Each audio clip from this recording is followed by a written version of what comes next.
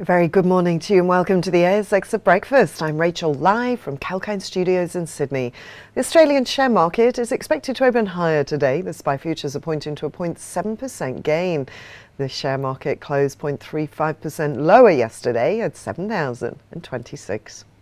In business news from this morning, Rio Tinto report Pilbara operations produced 83.5 million tonnes in the third quarter, and that's 1% lower than the corresponding period of 2022. Shipments were 83.9 million tonnes, 1% higher than the corresponding period.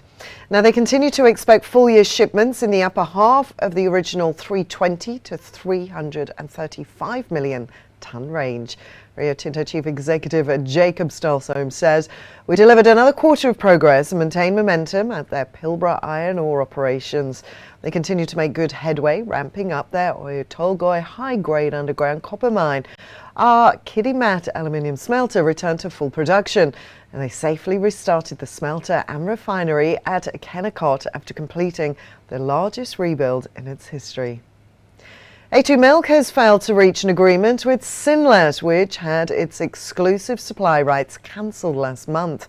The contractual dispute between specialty dairy company A2 Milk and South Island dairy company Synlait will now move to binding arbitration after the parties failed to agree through negotiation. The matter will now be subjected to confidential binding arbitration as provided for under the dispute resolution provisions of the Manufacturing and Supply Agreement. Boss Energy is pleased to announce that First Quantum Minerals has started a maiden diamond drilling program targeting basement-hosted base metal mineralization below the Yaramba Palo Valley on Honeymoon's tenements in South Australia. The drilling program will cover 3 high-priority targets identified from extensive analysis and modelling of geophysical and geochemical data sets, alongside geological logging of historic drill holes at the State Core Library in Adelaide. The program is expected to take 4 to 6 weeks, with geochemical assay results expected within 1 to 2 months of the program completion. Let's take a break now. I'll be back with more news after this. Build better relationships, get connected, heard and noticed. We always believe in getting you the best. Kalkine Media's growing platform, Kalkine TV, helps you connect to an inquisitive audience from across the globe. Interact in a trusted environment.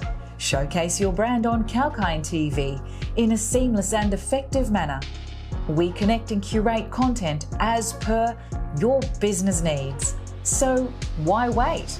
Write to us at guestteam@kalkine.com.au.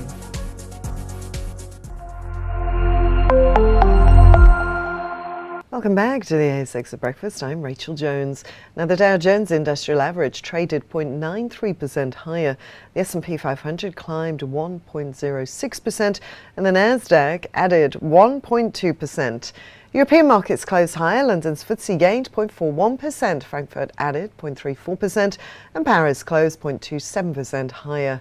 In Asia, Tokyo's Nikkei fell 2.03%. Hong Kong's Hang Seng lost 0.97%, while China's Shanghai Composite closed 0.46% lower. That's the latest from the ASX at Breakfast. I'm Rachel, signing off for now.